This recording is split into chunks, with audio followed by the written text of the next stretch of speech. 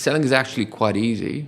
It's all about spending time with the client, whether in retail or when they're a big institutional buyer. And you really have to get your point across, make them understand you, listen a lot, and then offer a solution. Really, it's quite simple. This is Challenger Brands, helping you build better brands and businesses. Hosted by Illustrado, the brand development and creative agency for ambitious and audacious challenger brands. Welcome to another episode of Challenger Brands, where we talk about brand development, marketing, sales, entrepreneurship, and everything else to help you build better brands and businesses.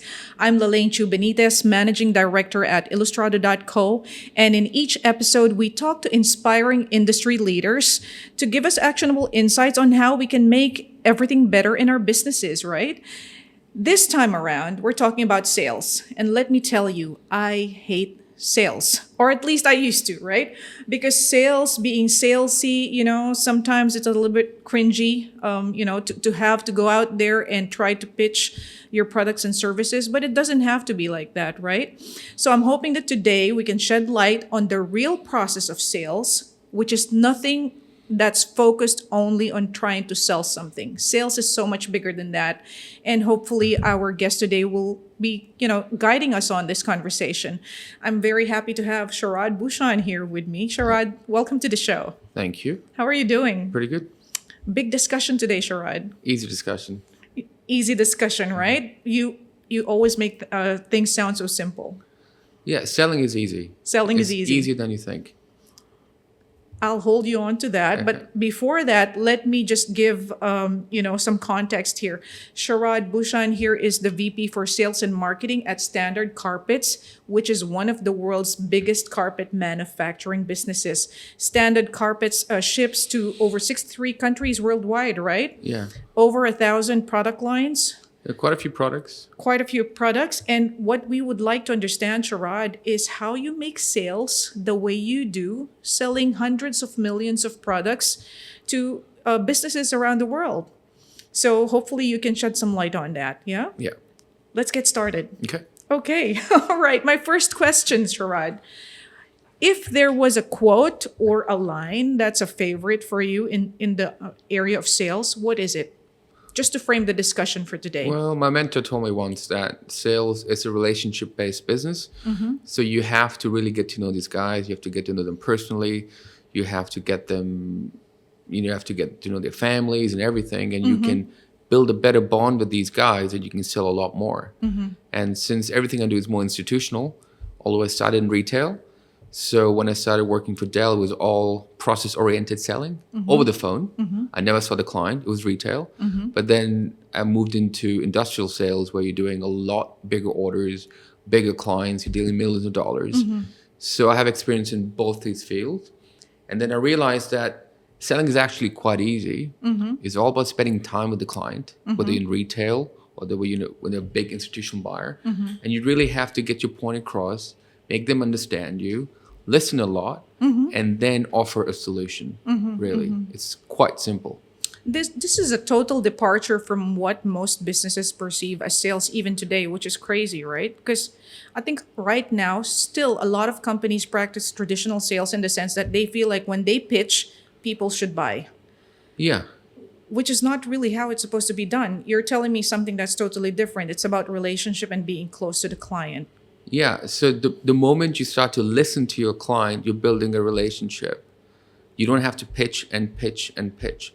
You're not going to get more than 45 minutes or an hour max with your clients, no matter how big they are, no matter how small they are.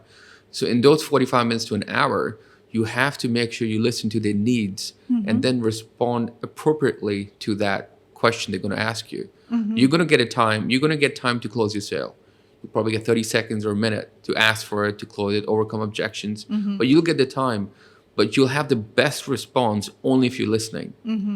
If you're pitching before listening, you are not going to get anything out of it. Definitely. So you make it look like it's a more well-rounded process. It's a bigger process than just the pitch itself, right? So it starts from listening to the client. Yeah. Can you describe the steps that we have to go through when we're selling? Well, you get an hour, let's say, to have a meeting. So you really have to set your intentions before going there. In your own mind, you have to convince yourself somehow. You don't know how yet. You don't know how you're going to close the sale. You don't even know how the meeting's going to go plan out. You might get abused during a meeting. You might be delayed. Yeah. You might hit traffic jam. Your flight might get delayed. You might have flat tire. You just don't know how the meeting's going to plan out because no one's God. No one can see the future. But what you can do is set a really broad intention that somehow this client's going to be better off with me than with my competitor. You just have to believe in yourself so much that somehow I'm going to get this sale. And somehow I'm going to give 100% to this person I'm going to meet with. And they'll feel it before you get there. And even if you're late, or if your flight's delayed, they will wait for you and they'll hold on to that feeling. So you have to generate that feeling within yourself, an emotion that really charges you up before you get there, right? And once you're in the meeting, you have to quickly declare to them why you're there. Just quickly and briefly, hey, my name is Sharad, my name is Jessica, my name is whatever. I'm here to get you sale. I'm here to get you business. That's it. And you leave it there. You don't know how yet. And then you really have to make that space your space because you're going to alien territory. So you ask for a glass of water. If they offer you coffee, you take it. And then you talk a little bit. But you don't overstep, obviously. And then fourthly, you just have to admire the business. You should do your homework, what they're good at, what they're not good at, and start admiring them right away. And that puts them at ease as well. Now, you've done a bit of talking right now. You're not done much. You've probably spent about 5-10 minutes max right now. You still got 50 minutes left. The next set of questions you're going to ask will set the stage for them to act accordingly. So then you basically ask very general questions about the business. How's it going? Are you happy with the suppliers? Are you happy with your service? Are you happy with what you're getting? And then you stop. Then they're going to start to talk to you. They'll tell you what they don't like, what they like, what's not happening. And then they're going to talk about 30 to 40 minutes. You just stay quiet. You say, maybe ask a follow-up question, but do not speak, do not close the sale. During the 30, 40 minutes, they will exactly tell you when to close the sale. Because they'll give you vacuum that's missing in their business. It could be a rep who's not being respectful to them. It could be a missing service or product line or something which is not priced well. They'll tell you exactly about 35 to 40 minutes exactly what's missing in the business. And this is where you have to be ready with the solution. And then in the last 5 minutes, you just say, hey, this is my solution. What do you think about it? Can we close this up? So it's actually a lot more listening than you might actually realize. Yeah. You were saying earlier, it's about what? Is it 30% you talking and about 70% listening to what the client has to say? Yeah, you're talking about 30% of the time. You're just nodding them, asking them questions. Yeah. Admiring them, general questions. And then you get specific. You might even see products lying in their showroom or in their office or in the conference center. Just ask questions even about a painting. Hey, who gave that to you? What is that? It could be from someone else, your competitor, who knows? But you have to be very general in your question and answering. Make conversation. Make conversation. Two-way communication on a casual basis. They know why you're there. They know you're there to close the sale. They just want to make sure they like you. Understand, yeah. And they can spend time with you. They're going to spend an hour with you. And if they like you, they're going to spend dinner with you. And then probably next few years with you. So you have to set the stage. And I understand. I think you really need a lot of not just intelligence, but also emotional intelligence to manage this. Because if you're not listening to the client, you will not understand what they need. And therefore, you cannot offer the right solution to them, right? Yeah. A client is always unhappy, no matter what you think. No matter how good a service you give them, they're never completely 100% happy with you or the competitor. And once you're in there, you're just like a sounding board. You're like a therapist. Just hit a bitch, just bitch at you, just tell you why they're unhappy. That's very interesting. And they're going to give you so much information during that, and that's your intelligence gathering, like you said. So that's when you gather intelligence. They give you so much data, and then you collect that and then pitch a product to them based on that information. It could be 6 months from now, 2 months from now, or you might have something right there. See, but you have to listen to get that intelligence. Yeah. Again, just giving context to our listeners and to the people who are watching us right now. Sharad with his company for the last 10 years, you've been at the forefront of facilitating sales in the hundreds of millions of US dollars. So I think what you're sharing is so important to listen to. Sharad, a lot of people are trained the old style of selling, right? They're trained in that old style of selling where they pick up the phone or they meet you and they immediately start selling to you. Yeah. Without trying to listen, without asking you questions. I mean, I've met a fair amount of people who are like this, and I think a lot of companies are still employing those skills or that kind of approach. How is a person supposed to scale back from that and adapt this new practice of listening to the client? How do they start? What's the first step for them to take? Well, you're asking for model control. Like, how do you control the conversation? That's what you're asking for. Well, you control them by not controlling them, really. You don't talk about the business right away. You get people calling you on selling you a credit card. The moment you talk about a credit card, you don't want to buy it, Exactly. right? Yeah.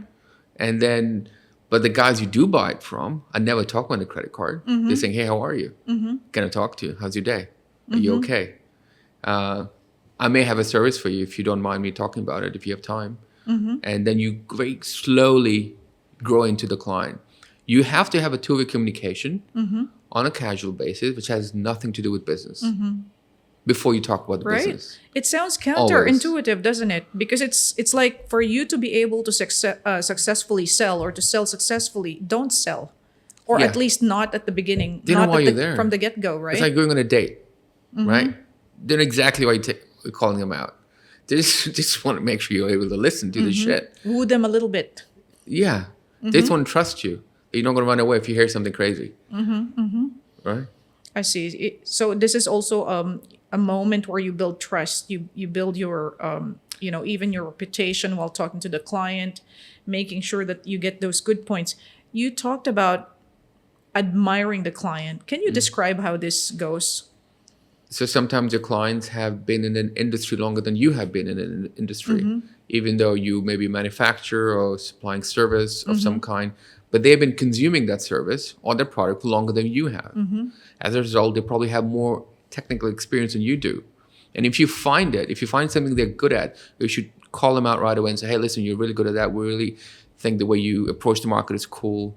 Or the way you present your products and services, the way you present your company, your showrooms, the way your sales staff is, it's pretty cool. You can always learn something from them. So you should never have the ego complex. If you see something in them good, just admire it right away. Why is it important to admire the client, and how do we not overdo it? How do we not do it in a way that it sounds disingenuous? Well, they're never going to trust your admiration. They know why you're doing it, but you should still do it. It still goes through the layer. They know you're not being genuine. They know why you're doing it, but they still like it. I think so, yeah. Yeah. Even from the people who don't like Everybody me. wants to hear, to Yeah. interrupt. Everybody wants to hear good things about themselves, right? No matter how much we deny it. Yeah, they know you're being fake. Yeah, they know why you're there for, but you should still do it because you might be 10% genuine in that, and they'll absorb that energy, and they like you based on that.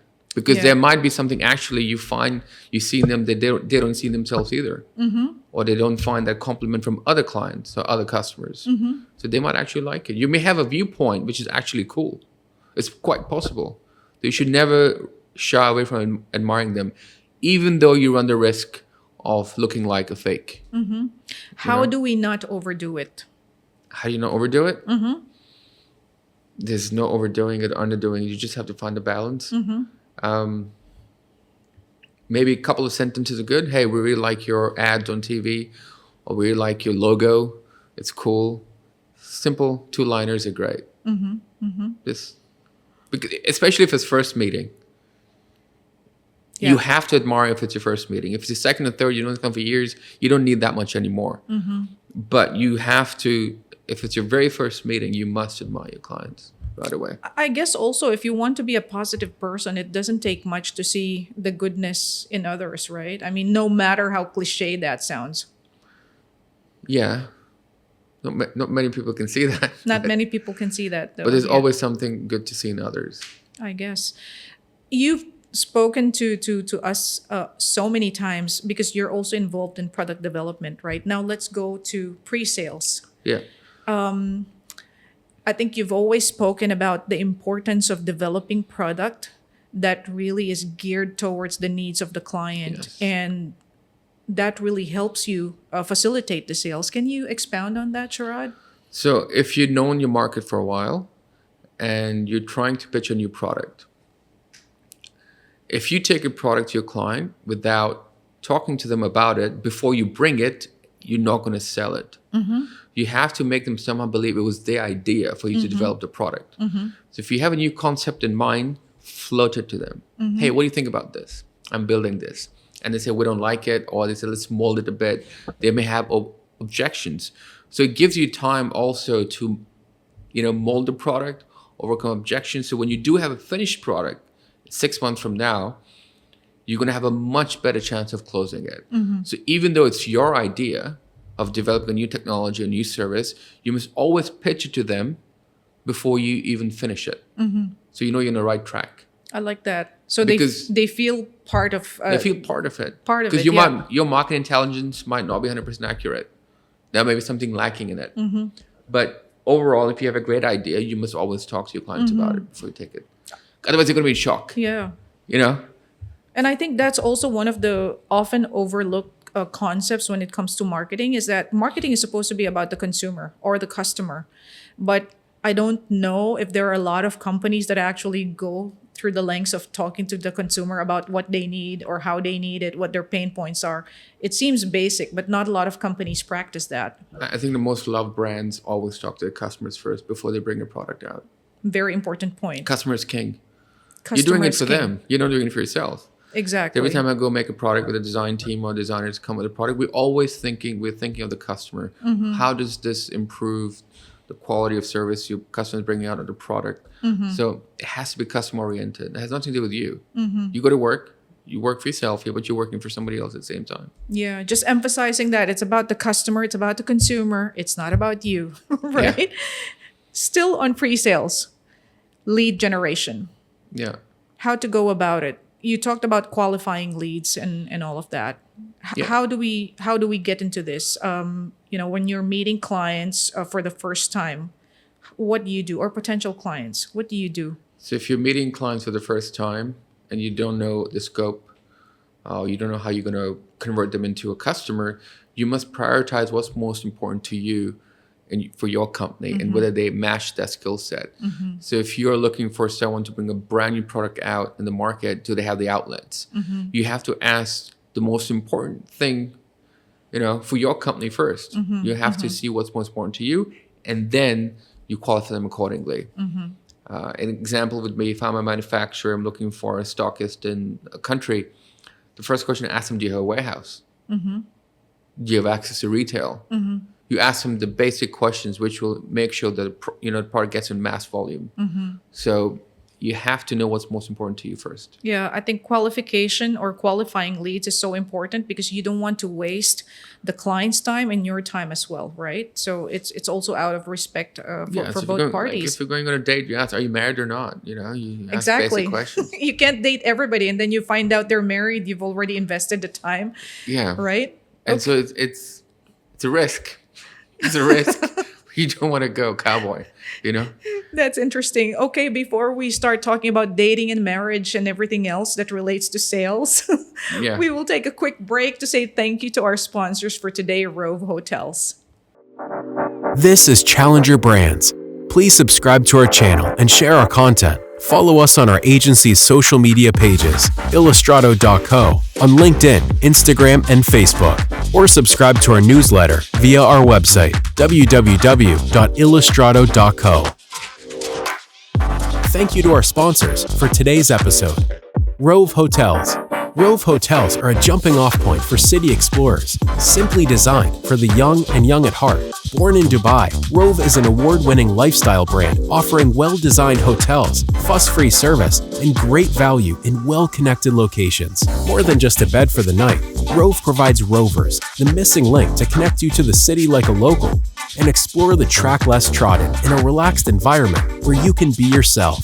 With sustainability, local art, and high-performing functionality at the heart of its brand, Rove represents a new niche of hospitality for the digital nomad looking to become part of the neighborhood, even when they're just passing through. Please check them out at rovehotels.com. Sharad, you said that it's so important to build the relationship with the client, right?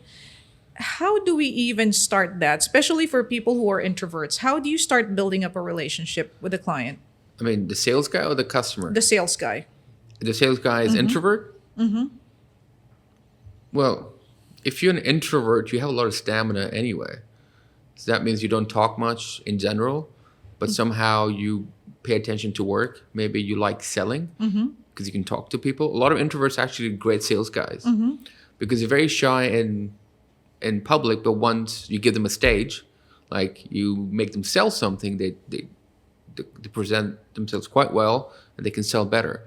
So if you're an introvert, you might be actually quite well suited for this job. And if you're an introvert, that also means you don't talk a lot, which means you listen more. And as a result, you'll be quite successful. It's not about talking, it's more about listening. So if you're an introvert, it's not that bad. It might actually work to your advantage. So how do we make a step closer to the client without looking too eager? So you have to wait for the right moment. So that if you haven't listened and if you haven't done your homework before coming there, you won't be able to present the final closing sale, right? So if you just go in and say, oh, every 10 minutes, so when are you going to buy? Can we sign the contract? It's not going to work.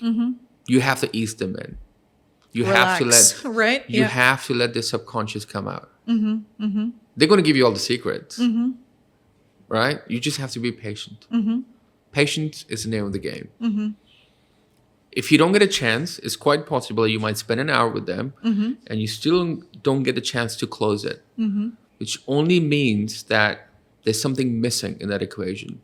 Either you're not ready to even close it, you don't want to close it, or the client hasn't given you the key yet. So you might need to probably invite them out for a drink or for dinner or something to open up a bit more. It's actually a really good strategy.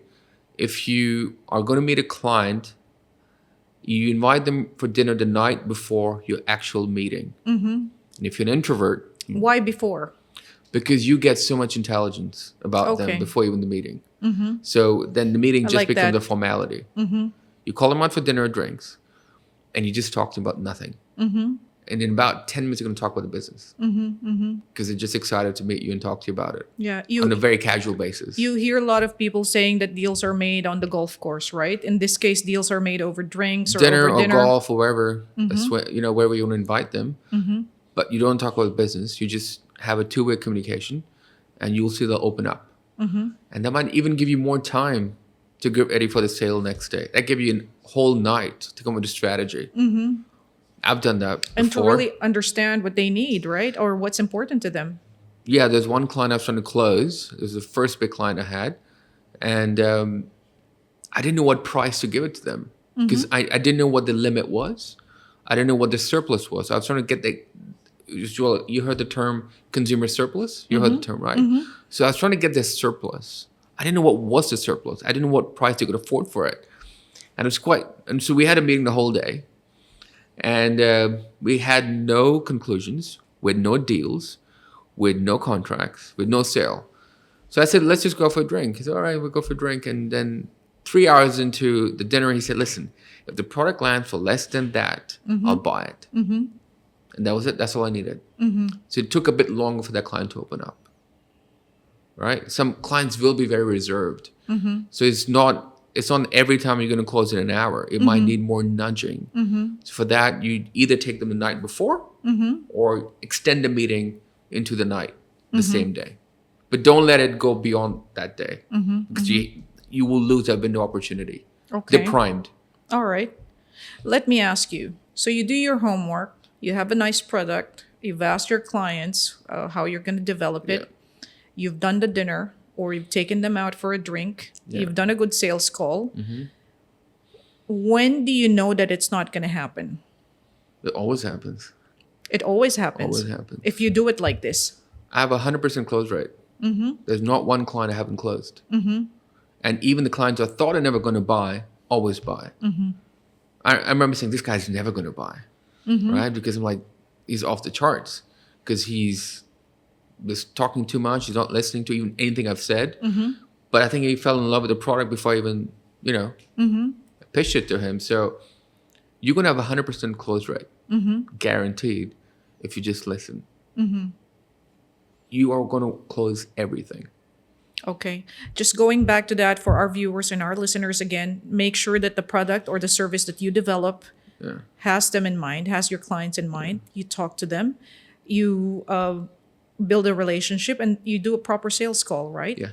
And have more of a personal understanding of where they are. You're servicing the client. If you're in sales, you're just a waiter, nothing else. It's not a very glorified profession. A lot of people think sales is glorified. It's not. You're taking a lot of shit from your clients all the time. Yeah. Sometimes you're even taking abuse. They're not happy with the service. They'll bitch at you right away. They'll call you and tell you they hate you, even though it's not your fault. There's a lot of people working behind your back, making the product or service. You're just the front end of it. So it's not always all rosy. That's my next question. What do you do when a client is being difficult or abusive? Well, that's what you get paid for. And that's what you Really? have the freedom for. It's the price you pay for freedom. If you're in sales, it's most likely because you love freedom. You don't like an office job. You like being on the road. You like, tackling issues. And one of the issues you're going to handle is a very unhappy client. So if they call you unhappy, you just take it. You do not respond. You just take all the information, you note it down, or an email, or you register the complaint, but never react to it. You say, yes, okay, mate, I'll come back to you. Yes, sir. Yes, ma'am, I'll get back to you, but never react to it. You wait for a day and get back the next day, not the same day. You got to let them cool down a bit. So it gives you time to do your work where everything has gone wrong. Maybe some in the computer system, a glitch in the email, product malfunction, whatever it is. But you got to find out what the issue is and come back to them the next day, not the same day. Give So them you let time. them simmer down, yeah? Yeah, you let them simmer down. But you listen to them completely and do not talk back. I understand. Very rarely you can talk back.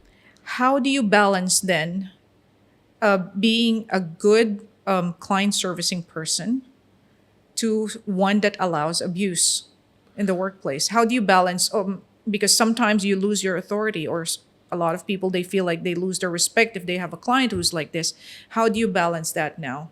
Being good with the client and still having that respect, having that stance of being an authority figure for your business as a representative of your business. You mean what do you do when a client gets abusive?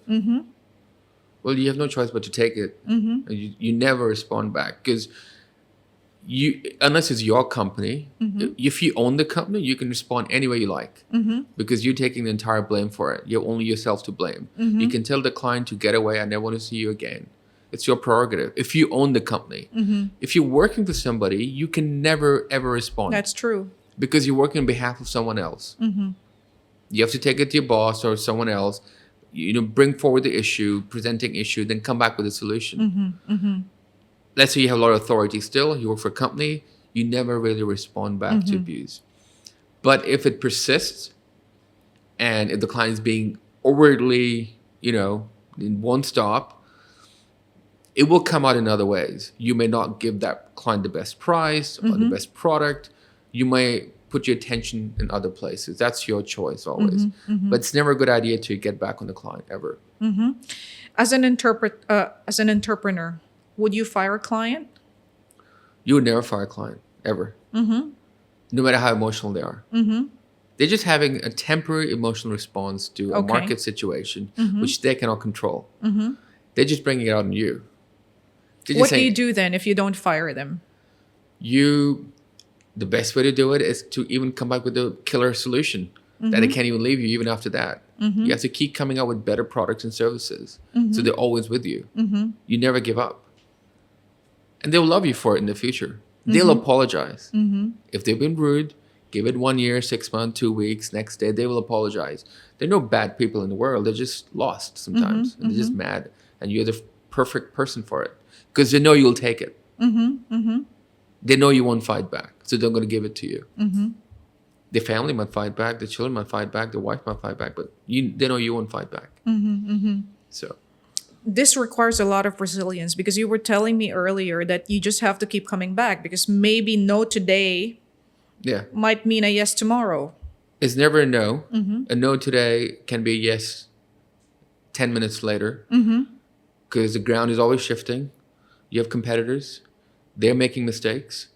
So there's always room to close. There's always room to move in. You have to be in constant touch with your clients. Call them weekly, monthly, whatever it is, the rate that's most convenient and most comfortable for the client. You can't call them every day. Some clients like to be called every 2 days or 3 days. Some don't. But have always communication so you can know when to pitch in. Because someone's always screwing up. Someone's screwing up. Always. 100% guaranteed. So just because they You're said the dealing no with people. today, You're not dealing with robots. You're dealing with emotional people who can't control themselves. So they might yell at the client or they might do something and that, hey, you come in.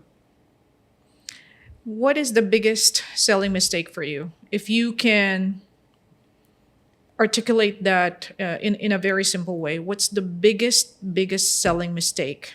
What should people not do when they're trying to sell? Biggest selling mistake is to not know about the client before going in, having not done your homework, a little bit of it. And you look like a clown if you present a solution which is not what the client needs. The second thing is moving in too fast to close the sale. And the third thing is becoming too friendly with the client. Your client is not your friend.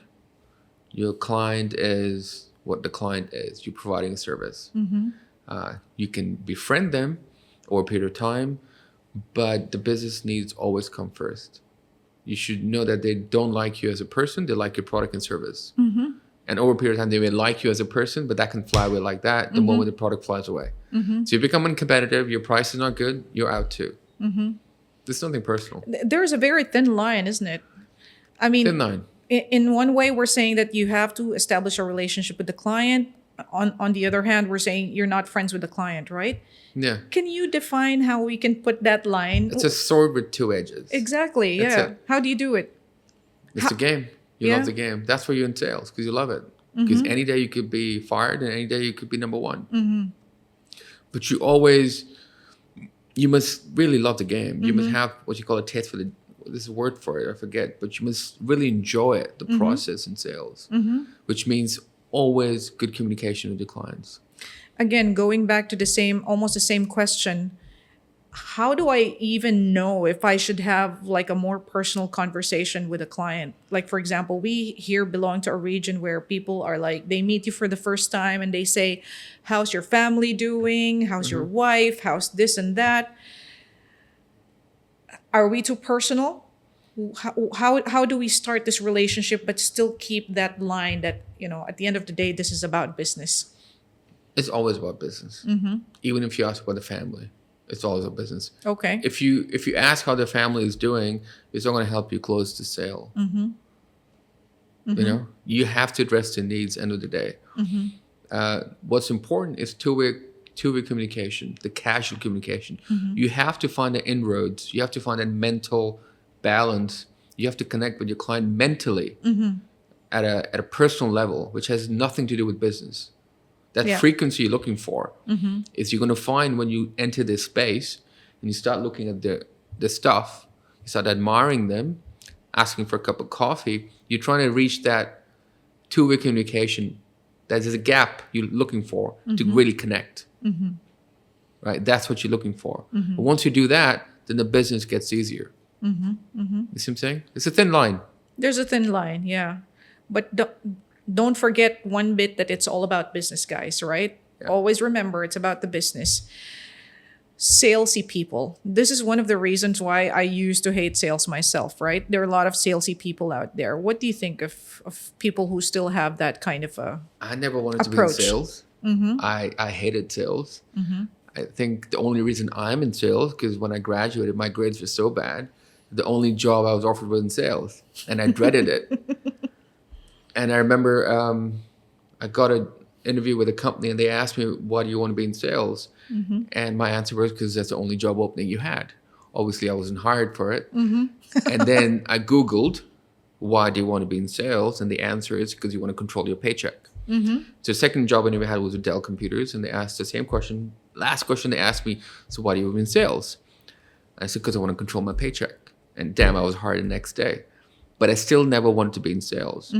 But once you learn that there's a process, there's a model of control, that the way you communicate results in a better performance, in a better sale, you can learn that. So sales is a process. And most of it is actually asking the right questions and listening. It's not that hard. Once you get into Once you get into it. But it's still a process. It's still a bit of science to it. It's still a model of control that you can follow. What's the type of person who's best suited for this kind of a job? When we're hiring people, if we're entrepreneurs, if we're in HR, if we're trying to hire a sales team, what attitudes, what mindsets are we looking for here? You're looking for someone who's able to not react, overreact. You put them through a test, maybe give them a questionnaire, have a sales test procedure. You just look at the questions they answer. You're looking for people who don't overreact to a situation, who are not overly emotional. You're looking for almost cold people in sales. The best sales guys are actually a bit cold. They don't overreact. They understand the business. They understand it's about money. It's about performance. And they don't get too excited about it. They don't get too excited when they sell well. And they don't get too depressed when they don't sell. I'm saying they're able to keep that balance. So you're almost looking for, a cold personality in sales. Because it takes a lot of effort, a lot of resilience. And you need to be constantly out there taking shit from clients sometimes. So you need to be relentless also, I guess. Relentless, energetic, but definitely not someone who's very excitable. Then you get affected by each and every result. Yeah, you're not looking for someone who's overtly emotional and gets excited about everything. And definitely someone comes to you and says, I'm really excited to be in sales, never hire them. Even keel. That's what we're looking for. You're looking for people who are saying, I want to get paid for my efforts. I want to be in sales because I enjoy making money. And I want to be in sales because I want to control my paycheck. Okay. I read that on the internet 15 years ago, but that actually means something. So the people who are in sales are only in sales because they can control their paycheck. They don't want to be told what to do, but they want to go out there and outperform and make money for themselves. The sale is finished. You've landed your biggest contract. What happens then? What do you do? Well, you thank your client. First thing you do is always say thank you, no matter what happens. No matter how small the order is, how big the order is, you always say thank you for the order. That means a lot to them. I remember one client, I had a disagreement with him when I started saying thank you. He called me, hey, he started giving me thank you emails. That meant a lot to him. All right? And I did it intentionally to piss him off because he was being rude to me. So you always have to thank them. And secondly, always follow up. Call them after the product or the service have been delivered, how they're experiencing it, what technical issues they're facing, performance issues, what's the market feedback, how can the product be improved, what's the competitor feedback. You should even talk to your competitors slightly if you can. But definitely ask them routinely how the product is performing and how it can be improved. Because that's when you get your pitch for the next meeting. You're always taking data. Okay. You're always taking data as a All rep, right. in sales. So how do you rope them in? How do you keep them coming back? So you said you thank them, you get feedback. What's the third step? Like Warren Buffett said, you delight your customers. The way you can delight them is by listening to them and then in return offering a product that they actually desire, creating desirable products. Will you actually ask for a recommendation or a referral from your client? Always. How do you do it? I actually just ask straight to my client, says, who else can I sell to? Always. Will that not be a conflict of interest or? Yeah, but you still ask. And they'll give you. And they say, well, if you go there, I'm not going to buy from you, but at least you know where to go. Always ask them, hey, who is your biggest competitor? Okay. Ask them. That's very, very bold, right? Yeah, but they want to play the game too. It's just a game, right? You enjoy the process. It's You not ask do them or like die. that with a twinkle in your eye, right? Yeah, and then they said, why? I mean, I just know where to go to just in case they screw me over. So it's a joke. Again, you're building two-way communication. It has nothing to do with business. You're just talking, right? They'll give you 100% of the time. They'll give you, and you can actually know where to go. They almost give it by accident sometimes. Yeah, that's good. So you use this as a prospecting tool also, as Yeah, just ask prospecting them, tactic, yeah? Who's your competitor? Ask them who their competitors are. So that's a very good tip, Sharad. We've come to the end of our podcast. Please give our viewers and our listeners your biggest piece of advice or any last words you want to give them. You can never control your return on investment in sales. You can never control it. You never know where your next sales is going to come from. You cannot control it. But what you can control is how you respond to situations and how you communicate and how you take care of your clients. So if you're taking care of their needs, if you're taking care of their wants and you listen, you will end up being very successful in sales. Super. Thank you so much for these tips. And hopefully our viewers and our listeners have really taken some very important actionable insights from our podcast today. Thank you so much for joining us. And remember, sales is not just about selling. Please do develop products with your customers and your clients in mind. Make sure you develop those relationships and don't forget to say thank you. Thank you for joining us. Thank you. Thank you so much, Sharad. Thank you for inviting me. All right, super. Thank you. Please subscribe to our channel and share our content. For more actionable insights on brand and business building, follow us on our agency's social media pages or subscribe to our newsletter via our website, www.illustrado.co.